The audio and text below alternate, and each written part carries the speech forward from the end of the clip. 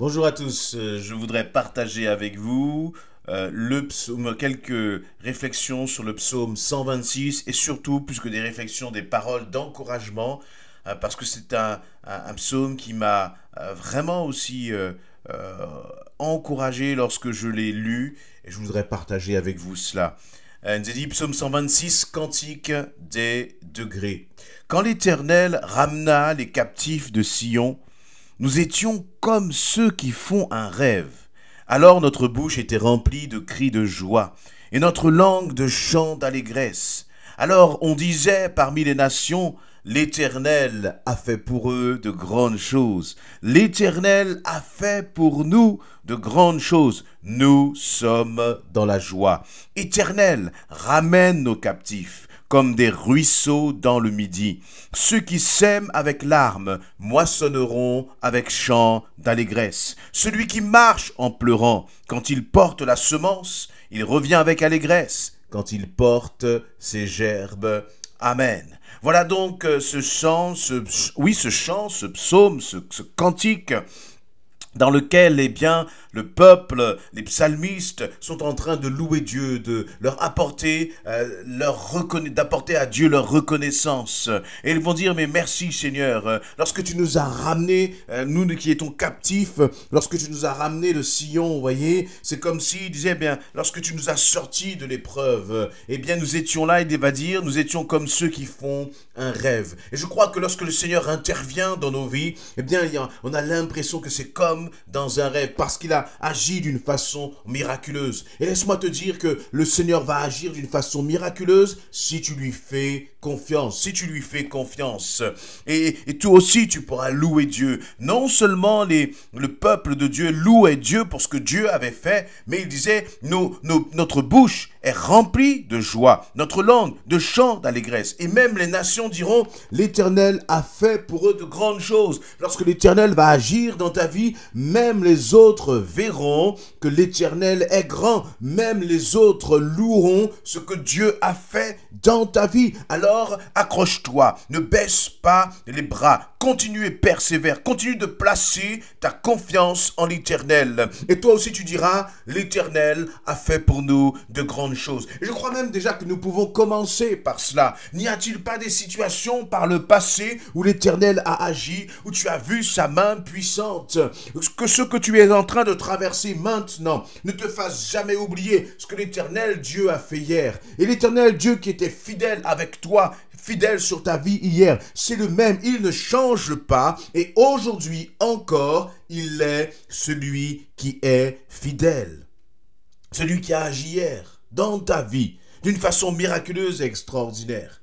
C'est aussi celui qui agit aujourd'hui et qui agira demain. Mais parfois les circonstances nous font oublier. Nous font oublier ce que Dieu justement a déjà fait dans nos vies. Les circonstances nous font oublier que celui de qui nous parlons, Jésus-Christ, il est mort sur une croix pour nous. Il a donné sa vie, il s'est donné entièrement pour nous, alors que nous ne le méritions pas. Et non seulement il s'est donné, non seulement Jésus-Christ a donné sa vie pour toi parce qu'il t'aime, mais en plus, il est ressuscité. Et donc il est victorieux. Et s'il a été victorieux à la croix, y a-t-il une seule circonstance qui puisse venir au bout de la puissance de notre Jésus? Non, ce n'est pas possible. Celui qui a vaincu la mort, celui qui a vaincu les dominations, il est aussi vainqueur sur toutes les circonstances de nos vies. Alors ne doutons pas, alors ne doutons jamais de sa grandeur et de son amour, parce qu'il a été à la croix, non pas par obligation,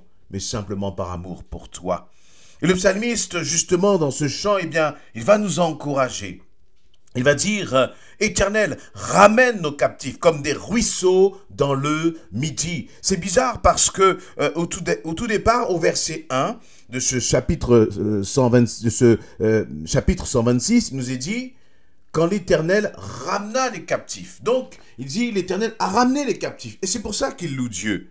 Et puis au verset 4, il dit, Éternel, ramène les captifs.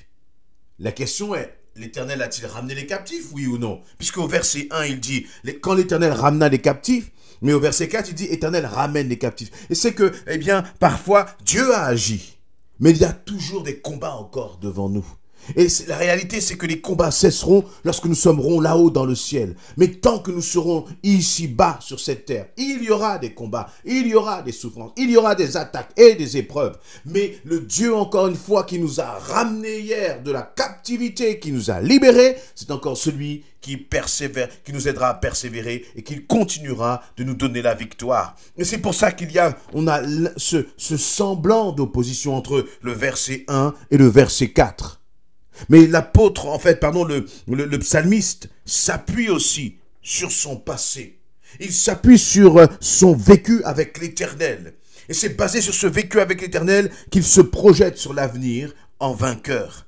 Et toi aussi, encore une fois, regarde combien compte les bienfaits de Dieu. Lorsque j'étais plus jeune, il y avait un chant dans les ailes de la foi qui dit « Compte les bienfaits de Dieu, mets-les tous devant tes yeux, et tu verras en adorant combien l'Éternel en est grand, combien le Seigneur en est grand. » Alors, je t'invite aussi vraiment à cela, à compter les bienfaits de Dieu. Compter vraiment combien il a été grand et puissant. Et puis lorsque tu auras fini de compter, d'énumérer tout ce que Dieu a fait dans ta vie, dis-toi bien que tu n'auras cité là qu'une partie de tout ce qu'il aura fait. Parce que la réalité, c'est que notre Dieu agit et que nous ne le voyons même pas. Lorsque tu dors, ton Dieu veille sur toi. Il y a tant de situations que le Seigneur t'a évitées. Et comme il te les a évitées, toi et moi, nous ne les avons même pas vues. Mais Dieu était là encore au contrôle. Alors sois rassuré, sois rassuré. Alors c'est vrai que ce n'est pas facile. C'est vrai que parfois nous pouvons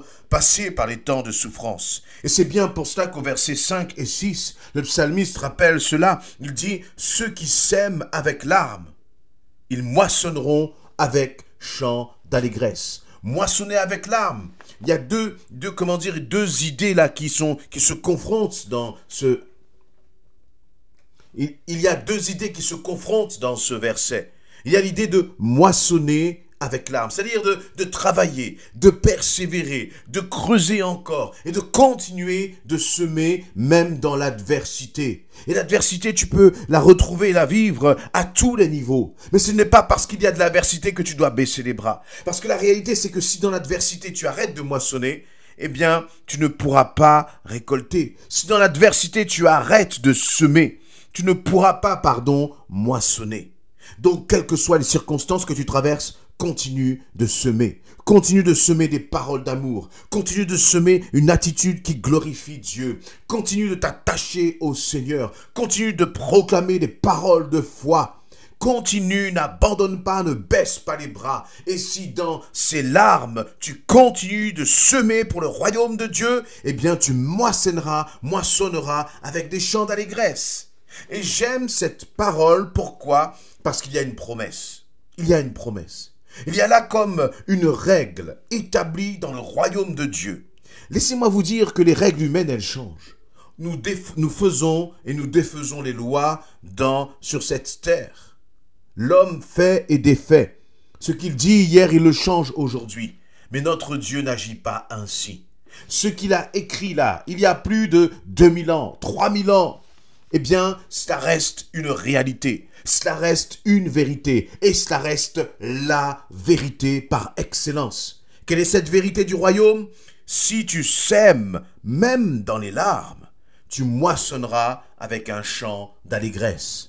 Et là, on revient dans ce verset 5, semer avec un chant d'allégresse. Eh bien, ça nous rappelle exactement ce qui a été dit là, un peu plus haut, au verset 2, lorsqu'il disait « Notre bouche était remplie de cris de joie. » Voyez, notre bouche était remplie de cris de joie. Oui, peut-être que maintenant, c'est difficile. Mais si tu t'accroches au Seigneur, demain, ta bouche sera remplie de chants d'allégresse. Ta bouche sera remplie de chants de joie. Parce que tu regarderas le passé, tu regarderas la circonstance et les épreuves que tu es en train de traverser, et tu les regarderas avec joie, parce que tu diras, eh bien, c'est vrai que j'ai traversé des moments tellement difficiles, mais aujourd'hui, je chante avec allégresse, parce que le Seigneur m'en a délivré. L'épreuve que tu es en train de traverser, elle n'a qu'un temps, elle a une fin, et le Seigneur y mettra fin. Et lorsqu'il y mettra fin, toi, tu seras dans la joie. Et il continue, et il rappelle encore cela au verset 6. Celui qui marche en pleurant quand il porte la semence revient avec allégresse quand il porte ses gerbes. Et je voudrais que nous puissions marquer cela dans nos cœurs.